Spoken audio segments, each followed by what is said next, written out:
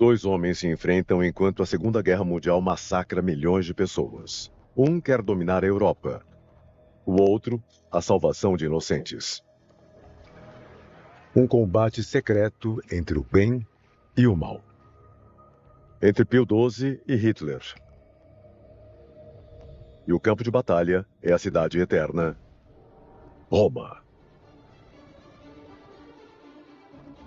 Pio XII viveu recluso no Vaticano, com o inimigo nos seus portões. As pessoas não sabem o que fazer. Abrindo os braços como se para proteger o povo de Roma. Pacelli estava convencido. Ele tinha certeza de que Hitler estava possuído pelo demônio. Com a abertura dos arquivos, estamos realmente descobrindo algo que ficou oculto até agora. Então as pessoas que eram colaboradoras em nível local pensaram, como realmente trocamos favores com os ocupantes nazistas? Ficamos mais violentos. Entramos no programa de brutalidade e no programa de tortura da Gestapo. É preciso ter cuidado ao falar uma palavra de desaprovação sobre isto, porque a ordem vem diretamente de Hitler. Eles cometeram tantos outros atos perversos que mais um não os teria detido. E havia sempre aquela constante ameaça de represália e morte. E disse palavras atrozes contra os judeus, quase como se eles fossem insetos a serem esmagados. Não há dúvida alguma de que os padres estavam fazendo o que podiam. Os que recebiam essas pessoas perseguidas estavam colocando em risco suas próprias vidas e as da comunidade. Houve muita discussão sobre o que devíamos fazer sobre o Vaticano. Em certos pontos, o regime nazista estava pensando que podíamos simplesmente ocupar aquilo. O próprio cardeal Maglione está informando seus colegas que ele soube de fontes italianas que havia um plano para invadir a Itália. Não apenas a Itália, mas também o Vaticano. Foi um enorme roubo, inesperado, injusto. Deram a eles 20 minutos para deixarem suas casas. O Papa não diz nem faz nada, não há protesto oficial, não há reação oficial. Simplesmente mostra o que acontece se tentarmos fazer acordo com o demônio.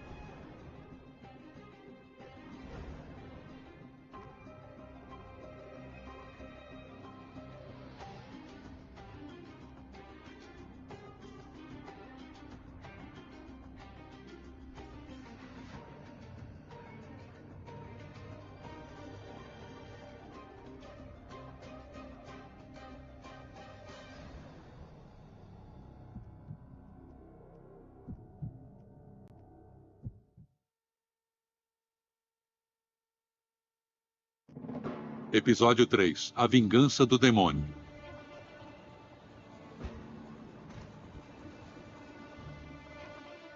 1943 é um momento crucial na guerra.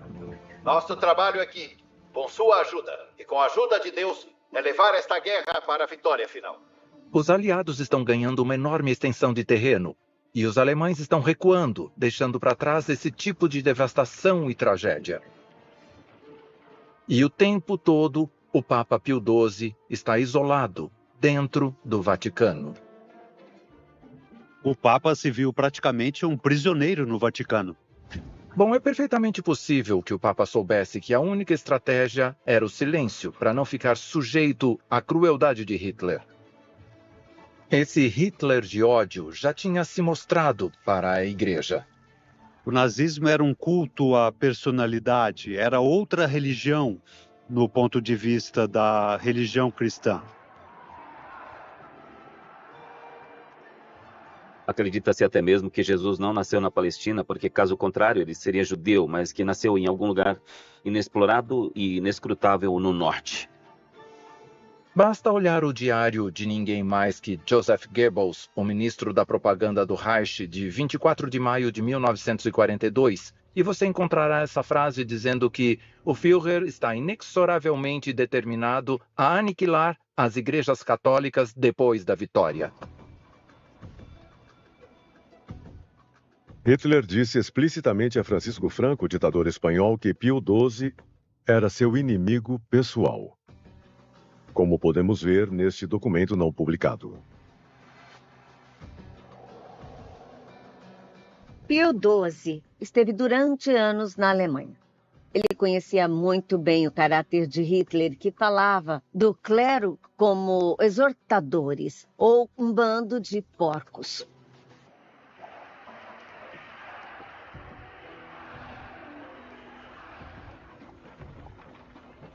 O que vemos aqui é o fascismo e o nazismo de mãos dadas, alimentando um clima real de ódio contra o Papa. A aparição do Papa no balcão recebeu tremenda saudação da multidão. Toda a glória pelos séculos dos séculos. Amém. Quando Pacelli foi eleito Papa, a imprensa alemã ficou muito descontente. No dia 3 de março de 1939, o jornal de Berlim Morgen Post deixa claro que esse não é o resultado que eles queriam. E ele diz, a eleição de Pacelli não é bem recebida na Alemanha, porque ele sempre foi hostil ao socialismo nacional. Hitler odiava o Papa e a Santa Sé considerava Hitler um demônio. Veja como neste documento o Vaticano considera o que os nazistas estavam fazendo com os judeus. Desses infelizes, não se quer apenas o fim, mas também saborear com satânico prazer a lenta e atroz morte de outros.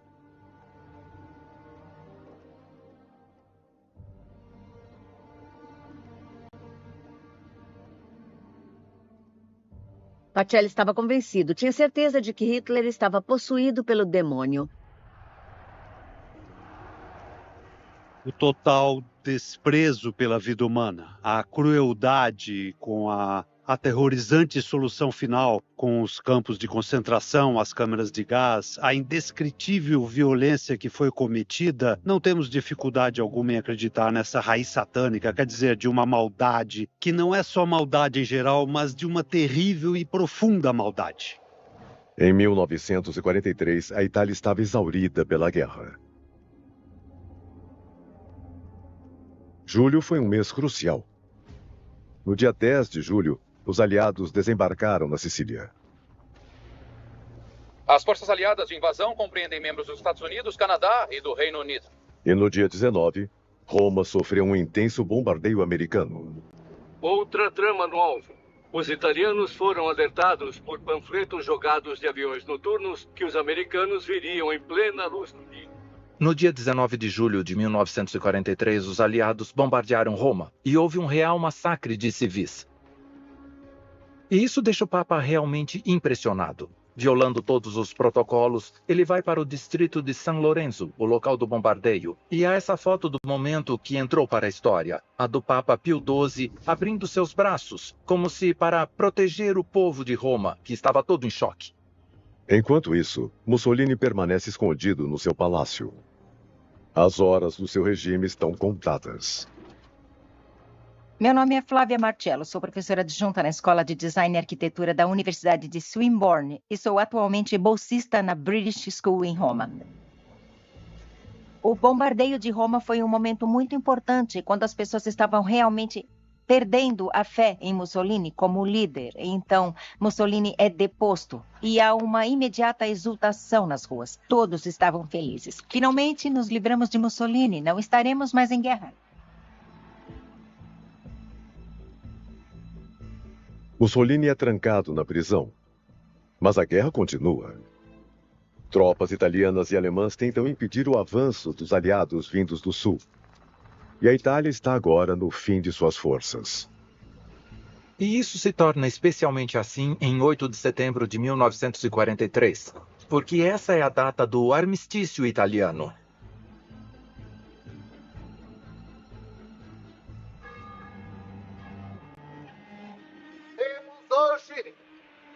uma boa esperança. E, é claro, a Segunda Guerra estava bem longe de terminar. O armistício foi um pouco chocante, porque repentinamente os romanos entenderam que ainda estariam em guerra. Uma bomba foi lançada em um prédio de escritórios de seguro onde os fascistas italianos estavam escondidos. O que está emergindo agora é basicamente uma guerra civil, porque temos italianos lutando contra italianos no sul, temos italianos ao lado dos exércitos aliados indo para o norte. E no norte ainda temos italianos que são leais ao velho e decadente regime fascista.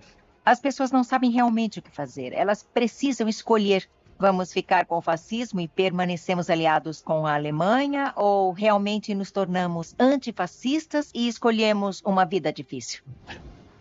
Muitos deles escolheram o caminho mais difícil, o de combater Hitler. O que acontece é um desastre para Roma. Ela cai para os nazistas. O rei da Itália deixa Roma bem no meio da noite. Em um ato de covardia, praticamente foge de Roma.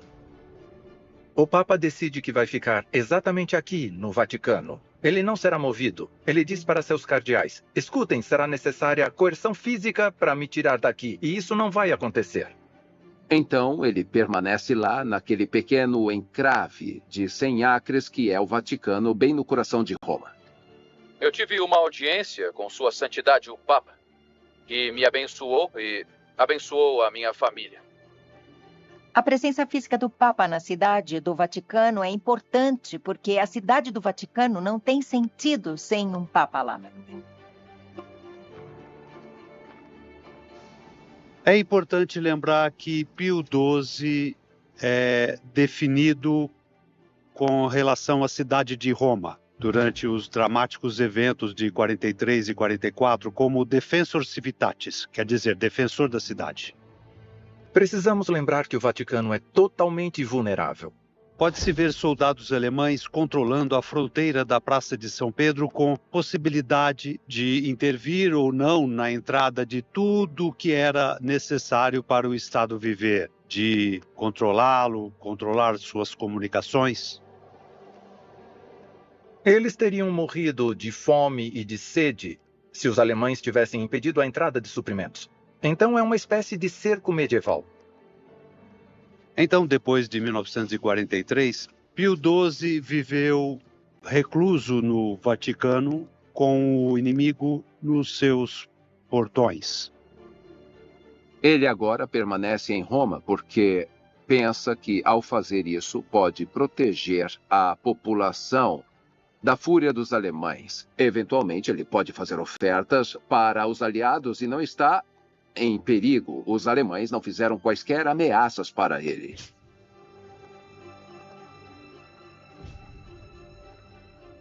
Mas a presença do Papa não foi realmente capaz de salvar os romanos da fome, do sofrimento, da morte e da perseguição durante aqueles 271 dias. Os nazistas e os italianos leais a Mussolini estabeleceram um cruel governo. Repressão brutal, violência, mortes brutais. Em outras palavras, é o governo do medo.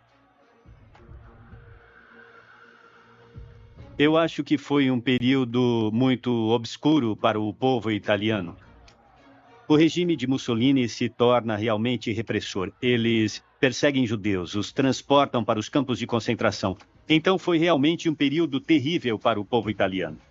Se as pessoas estão com medo, se estão com fome, será muito mais fácil ser uma força de ocupação. Eles sempre pegavam comida, suprimentos, cavalos, carros, e havia sempre a constante ameaça de represália e morte se você não cooperasse.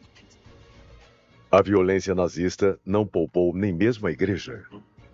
Muitos padres participaram da resistência. Sabemos que, com a resistência, havia contatos secretos. O que eles faziam era esconder prisioneiros de guerra aliados que tinham conseguido fugir dos campos de concentração. Eles também guardavam as armas dos guerrilheiros. Mas, é claro, seu crime mais grave, aos olhos dos nazistas, era esconder judeus. E aqueles padres, que se chamavam de partidários do Evangelho, sabiam que a penalidade por esconder judeus era a morte. Sabiam que se fossem pegos, a ira nazista seria totalmente assassina e eles não teriam escrúpulos em matar padres. A atitude de Hitler se tornava cada vez mais forte contra Pio XII, quer dizer, ele entendia cada vez mais de que lado o Pio XII estava. Depois do armistício, ele intensificou sua convicção e começou a colocar o Papa mais diretamente na sua mira. O que significa colocar o Papa na mira? Estava Hitler talvez planejando atacar o coração da Igreja e seu representante? Houve muita discussão a respeito do que devíamos fazer sobre o Vaticano. E em certos momentos, o regime nazista pensava, bem, podíamos simplesmente ocupar aquilo.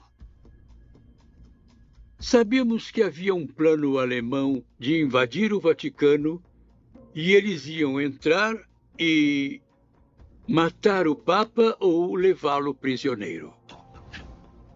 Goebbels relata uma reunião com Hitler um dia após a queda de Mussolini em 26 de julho de 1943 e dizem que, naquela mesma noite, Hitler disse, já basta, devemos invadir o Vaticano e levar o Papa e também prender o rei da Itália. O projeto para deportar o Papa veio a ser conhecido como Plano Rabat-Fon.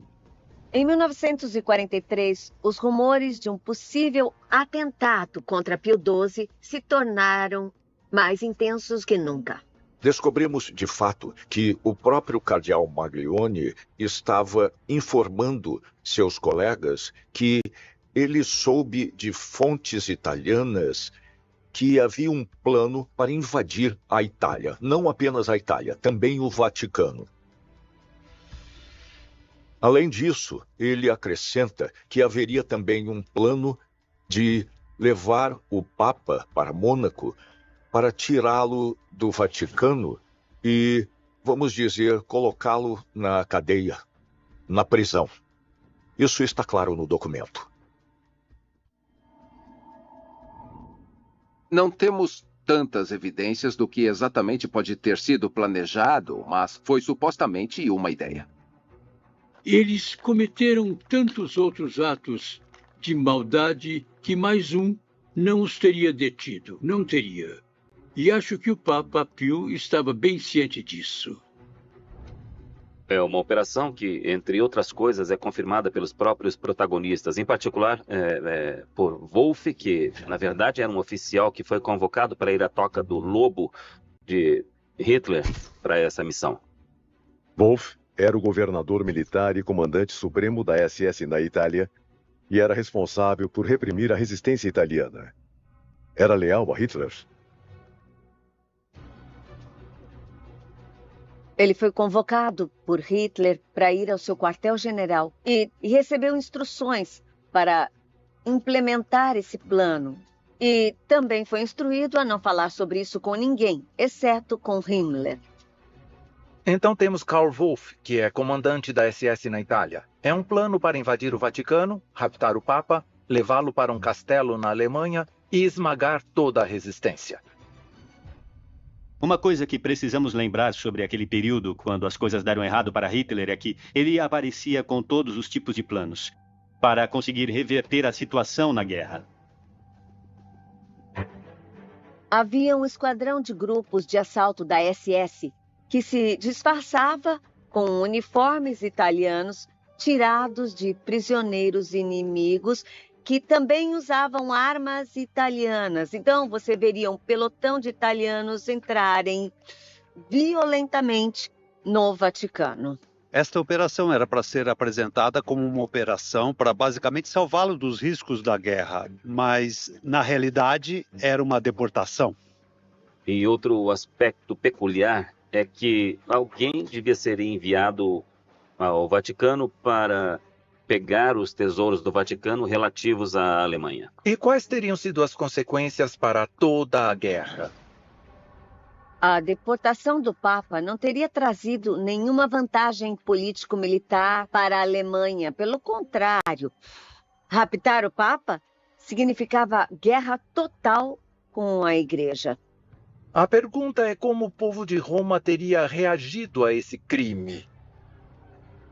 Principalmente a reação do povo de Roma, porque os romanos amavam o Papa e amavam mais ainda naquele momento porque o Papa era a única autoridade que permaneceu na cidade depois que todos os outros fugiram.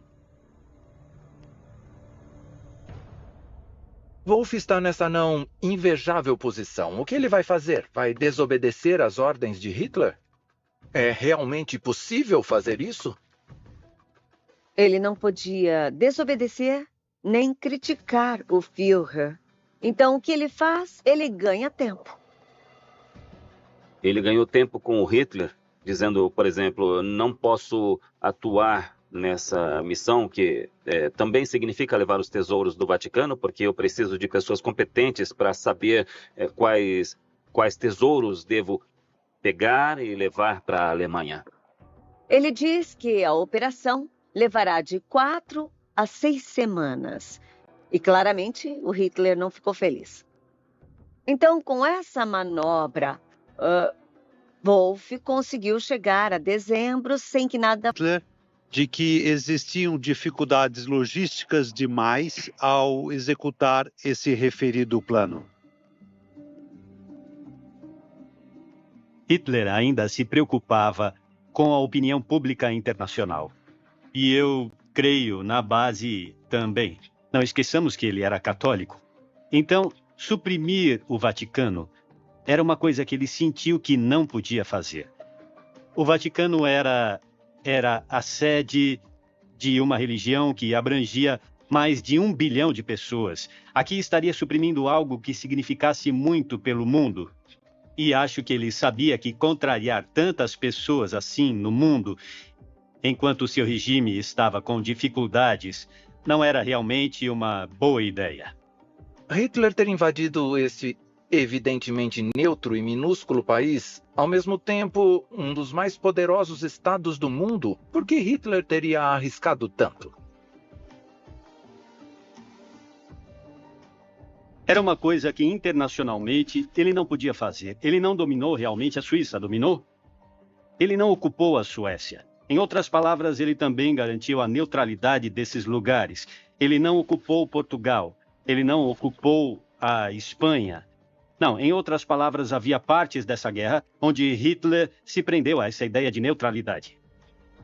E outra grande pergunta é como o Papa Pio XII teria reagido? Pelo que sabemos, Pio XII disse que ele não se mudaria do Vaticano e muito menos se mudaria de Roma. Ele deu instruções. Tinha uma carta na sua escrivaninha na qual ele renunciava ao papado. Esta é minha carta de abdicação. Não está assinada, não está datada. Se este plano se concretizar, os alemães não terão o Papa Pio XII. Não terão nem o cardeal Pacelli. Eles terão o arcebispo Pacelli como seu prisioneiro. Os cardeais deviam sentir que estavam livres para se reunirem em outro país, um país neutro, e elegerem um novo Papa. Vocês irão para Portugal e lá realizarão um conclave e elegerão um novo Papa. Se os alemães chegassem e raptassem Pio XII, eles, na verdade, teriam um simples padre nas mãos, enquanto o novo Papa estaria seguro em outro lugar.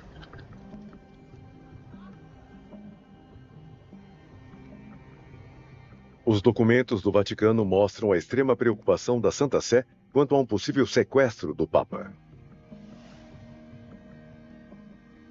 Mas existem quaisquer documentos oficiais do lado alemão que provem a veracidade desse plano desesperado de Hitler? Há pouquíssimas provas concretas disso, o que não significa que não aconteceu. Quer dizer, coisas que são discutidas e planos que são feitos nem sempre são escritos por um bom motivo. Também temos vestígios desse plano em cartas trocadas entre alguns hierarcas fascistas, mas não temos um documento escrito que fale a respeito disso em detalhes, não temos provas concretas de como era para ser estruturado. Outra importante figura da preparação alemã na época chamava-se Coronel Egon Dollmann. E ele disse que, se houvesse esse plano, como seu trabalho era essencialmente contato entre a SS e Hitler, ele teria conhecimento disso e nunca disseram algo a respeito. Então ele estava cético de que qualquer coisa concreta tivesse sido realmente planejada. Francamente, há pouquíssimas provas de que o plano Rabat-Fon realmente existiu. Karl Wolff era o general alemão a quem Hitler confiou a tarefa de raptar o Papa, e ele testemunhou sobre a veracidade do plano. Mas, sinceramente, o papel de Wolff é muito ambíguo. Ele era um personagem bastante complicado. E acho que frequentemente exagerava os fatos para entrar na história, sendo conhecido como um homem sensato, apesar do uniforme que usava.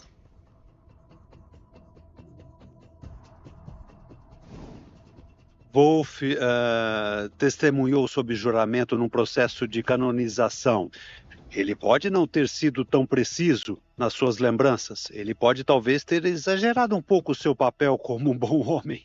Mas certamente, quanto ao fato de que Hitler pensou nesse plano, acho que não se pode ter qualquer dúvida. Se a veracidade do plano Rabat-Fon é questionada, isso não pode ser dito do ódio e fúria de Hitler contra Roma. E é realmente Roma, a cidade eterna, que se torna o campo de batalha entre o demônio e o Papa. Como se combate o mal? Que armas o Papa tinha para enfrentar o nazismo? O que Pio XII faz? O núncio em Berlim, Orsenigo, consegue uma reunião privada com o Führer. E quando Orsenigo começa a falar sobre os judeus, Hitler fica de costas para ele e nervosamente bate os dedos contra a janela. E ele finalmente se volta para olhar Orsenigo. Depois pega um copo de água e furiosamente o joga no chão. E foi nesse ponto que o representante do Papa não teve opção a não ser sair. Temos um documento no qual o próprio núncio de Berlim amargamente tem que confessar o poder do nazismo. Ninguém pode enfrentar a ilimitada força material da assim chamada Gestapo. Depois de 1943, Pio XII viveu recluso no Vaticano, com o inimigo nos seus portões, mesmo naquele período de perseguição a judeus, que os nazistas faziam com a ajuda de colaboradores fascistas. Então as pessoas que eram colaboradoras em nível local pensaram: como podemos trocar favores com os ocupantes nazistas, sendo mais cruéis, entrando nos programas de brutalidade e tortura da Gestapo? Então, nesse clima de violência, novamente vemos Pio XII não fazendo nada a não ser permanecer em silêncio. Porém, documentos provam o contrário. Por exemplo, neste documento não publicado de 1943, o Vaticano se interessa pelo destino de uma mulher judia, recomendando-a para um mosteiro. A atividade de ajudar judeus se intensificou. E as ordens do Papa são obedecidas. Ele diz para monastérios se abrirem para os judeus se esconderem. As catacumbas são abertas. Conventos que abrem sedes extraterritoriais do Vaticano, que abrem suas portas, as clausuras que são violadas para acomodar judeus.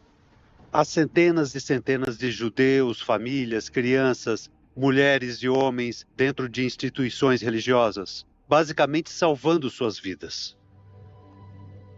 Porque se os alemães tivessem conhecimento do que ele estava fazendo, eles teriam entrado no Vaticano sem um instante de hesitação. Castel Gandolfo, a residência de verão do Papa, também é aberta para os perseguidos. A maioria das pessoas não sabe que 17 bebês judeus nasceram na cama do próprio Papa. Não apenas no seu quarto, mas na própria cama onde o Papa dormia. Existiam também contatos nos Apeninos trabalhando para dar digamos, salvo-conduto para Roma, para essas pessoas e escondê-las em monastérios ou casas. Sem dúvida alguma, os padres estavam fazendo o que podiam. Mas o que teria gerado mais impacto seria algo escrito, uma ordem formal, um documento formal. Nunca encontramos. Por que isso? Não há ordem alguma escrita através da qual Pio XII ordenava que os conventos abrissem suas portas para os judeus, principalmente porque os que recebiam essas pessoas perseguidas estavam colocando em risco suas próprias vidas e as da comunidade.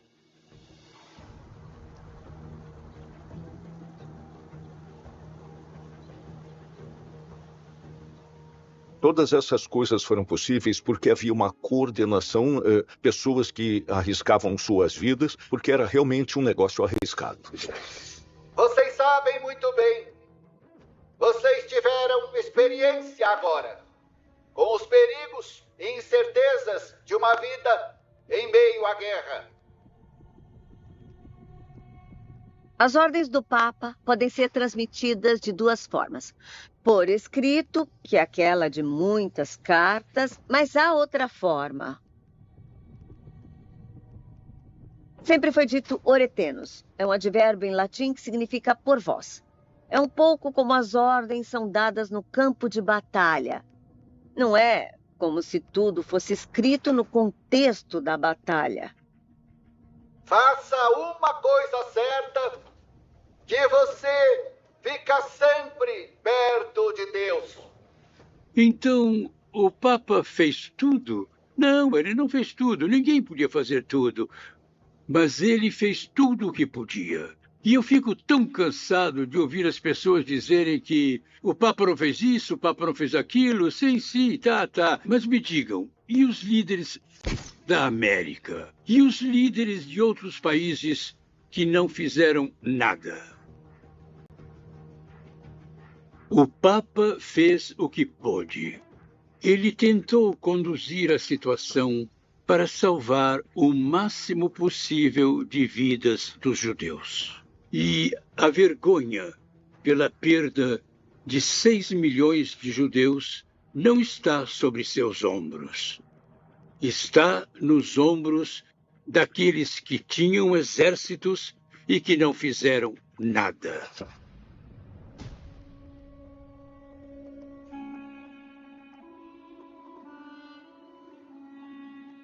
Hitler não teve sucesso em sequestrar o Papa, mas tem uma terrível vingança em mente. Aqui em Roma havia uma rica comunidade de judeus, até mesmo antes do cristianismo.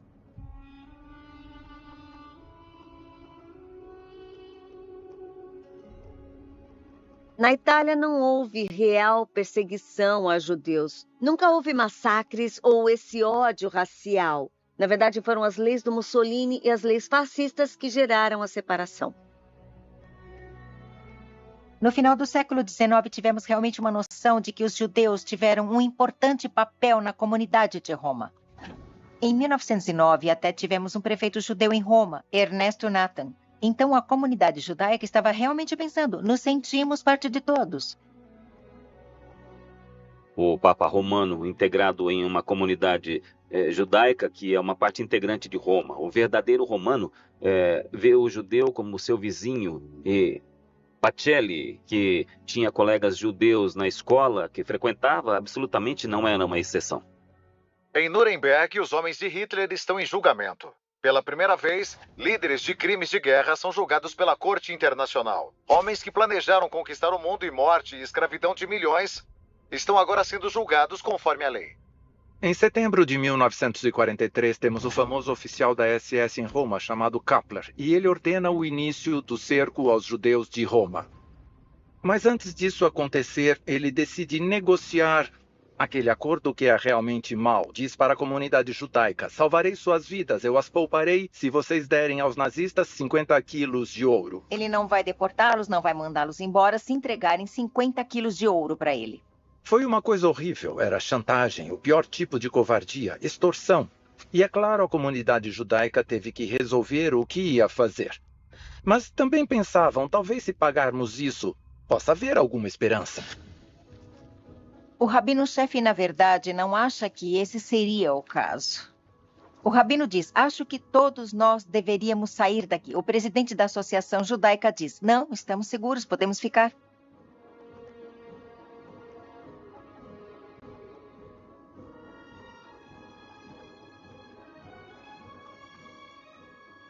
Foi um enorme roubo. Inesperado, injusto e, acima de tudo, quem podia garantir que os alemães iriam, de fato, cumprir sua palavra? Ninguém. Na verdade, nem todas as autoridades alemãs são a favor do cerco. Temos até mesmo o comandante das Forças Armadas em Roma, o próprio general Stahl. E temos também parte do serviço diplomático, todos contra essa ação. Se pudermos acreditar no que Kappler escreve depois da guerra, e ele mesmo diz, também como autodefesa, provavelmente, que ele tentou ganhar tempo naquele momento e que foi ele mesmo quem ordenou a coleta do ouro dos judeus. Até mesmo o Vaticano ajuda a levantar dinheiro para conseguir o ouro. E em apenas algumas semanas conseguem o ouro que é dado aos nazistas. E os judeus pensam que estão a salvo. O Vaticano conseguiu reunir 15 quilos de ouro muito rapidamente para poder ajudar os judeus. Mas será que 50 quilos de ouro teriam no mínimo tornado possível postergar essa ação?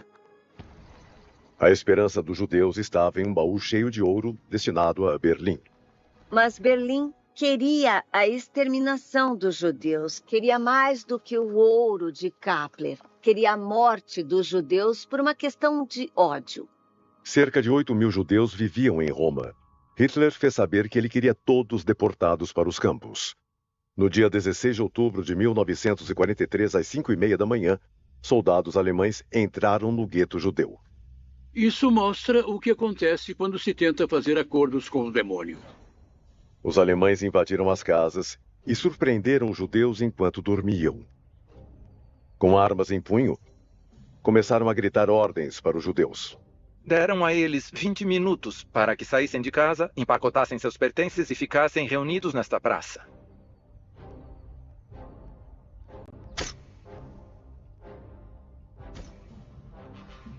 Pio XII foi avisado quando estava terminando a missa e imediatamente ordenou ao seu secretário de Estado, Maglione, que convocasse o embaixador alemão Weizsäcker.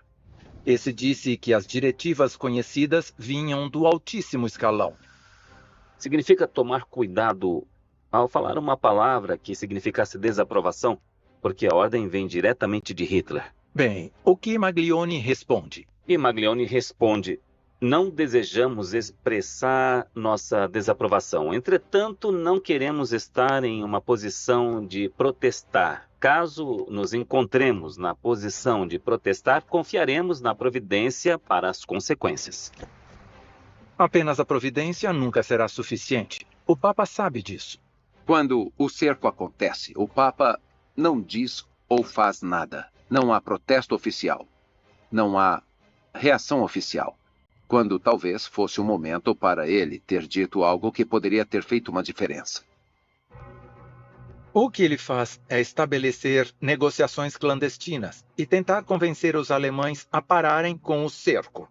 O general Stahel, na verdade, foi contatado e, por temer um levante dos cidadãos de Roma, ele realmente consegue convencer o próprio Himmler a parar com o cerco. Foi um pouco mais de 1000, mas lembre-se que cada um é uma vida humana. Não podemos usar estatísticas. Deus conta cada um, porque Deus é apenas um. E cada vida humana é singularmente preciosa aos olhos de Deus. Infelizmente, essas vidas não puderam ser salvas porque eles já estavam mortos. Então perguntamos, o que aconteceu com aquele resgate? Bem, o baú contendo todo aquele ouro, 50 quilos de ouro, chegará a Berlim. Mas a penhora de sangue, se preferir, nunca será aberta e permanecerá abandonada no bunker. Apenas 16 judeus romanos conseguiram voltar dos campos de extermínio. Talvez o Papa tenha ajudado a interromper o cerco, mas não conseguiu salvar os deportados. Sabemos que guerras são compostas tanto de vitórias como de derrotas, e Pio XII também sabe muito bem disso. Mas há outro homem que sabe bem isso. Ele é um campeão de ciclismo, um homem chamado Gino Bartali.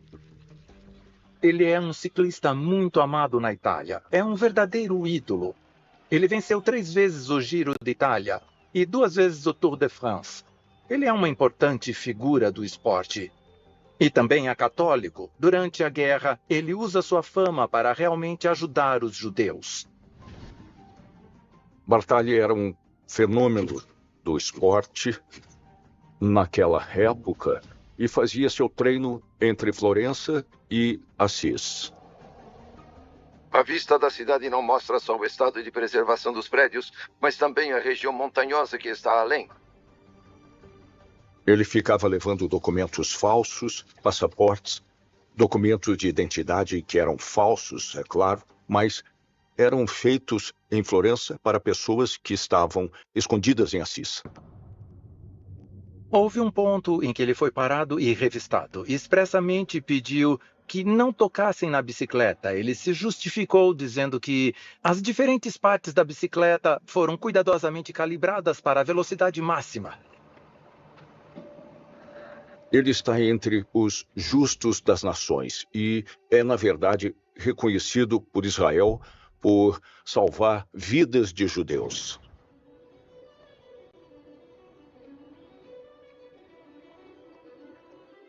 Eu abro os arquivos e confio nos pesquisadores para encontrar a verdade neste patrimônio documental. Pesquisando os arquivos do Vaticano, descobrimos muitos documentos que nos mostram claramente que Pio XII nunca parou de combater Hitler. E não o combateu apenas em Roma, e não apenas na Itália, mas realmente no mundo inteiro. Com a abertura dos arquivos e a descoberta dos arquivos hebraicos, estamos descobrindo algo que ficou oculto até agora. Nós preservamos muitas cartas dos maiores líderes religiosos do mundo judaico naquela época. Esses mais importantes representantes da comunidade judaica de todo o mundo escreveram para Pio XII, primeiro para agradecer o que ele já tinha feito pelos judeus e pedir para salvar os judeus e tirá-los dos campos. O que também está emergindo desses documentos é o crescente relacionamento entre a Igreja, o Vaticano e as autoridades judaicas. Isso é fascinante. Eles não pediam reclamações, não pediam discursos abertos denunciando o nazismo, não. A atividade do Papa e do Vaticano é seriamente frenética e não conhece limites. Cada canal diplomático está aberto para tentar salvar o máximo possível de judeus.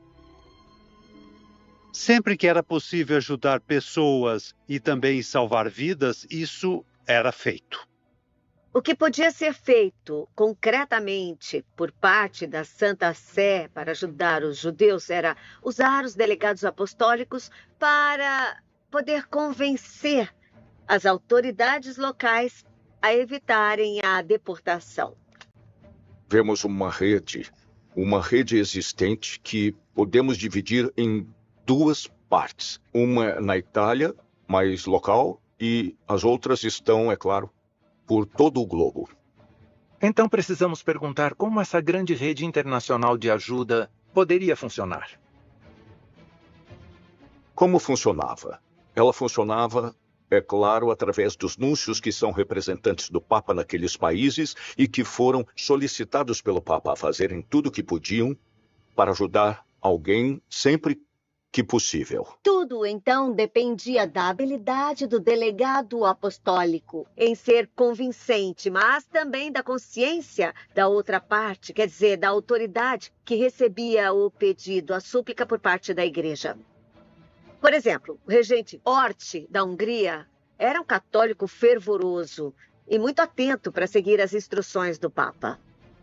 Com esse documento, podemos ver que Pio XII interveio com Orti, que prometeu fazer tudo o que fosse possível. A Nunciatura Apostólica de Budapeste está tratando ativamente com a Hungria não ariana. O regente Orti respondeu, assegurando que fará tudo o que for possível para atender às exigências dos princípios humanitários e cristãos. Princípios humanitários e cristãos que essa terrível guerra realmente afundou.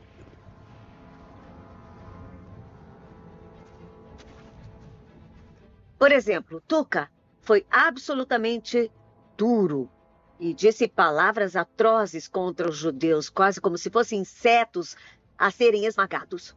Adalbert Tuka era o primeiro-ministro da Eslováquia.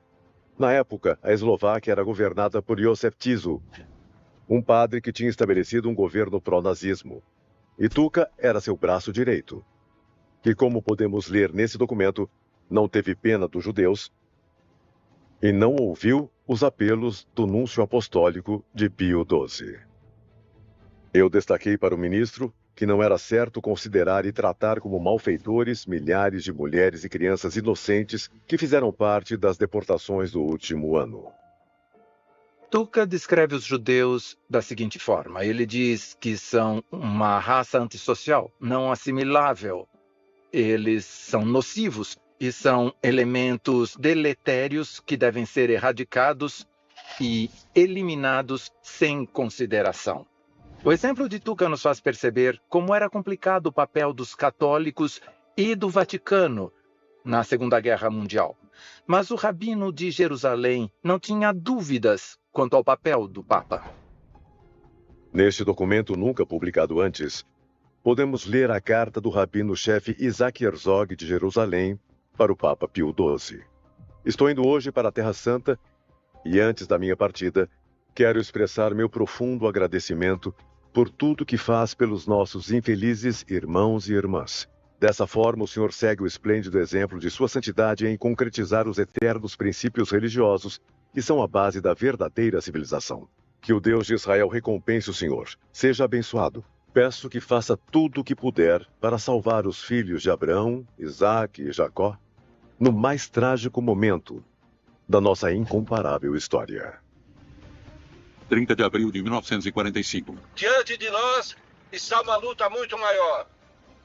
Nós e nossos aliados atravessaremos a Sicília juntos. E continuaremos juntos. Em 1945, a Europa está completamente destruída pela guerra. Temos o Papa rezando nas suas ruínas. E os soviéticos estão nos portões de Berlim. E, é claro, temos esse rato no seu bunker com sua amante. Mas há outros ratos. E queremos saber o que será deles. Qual será seu destino?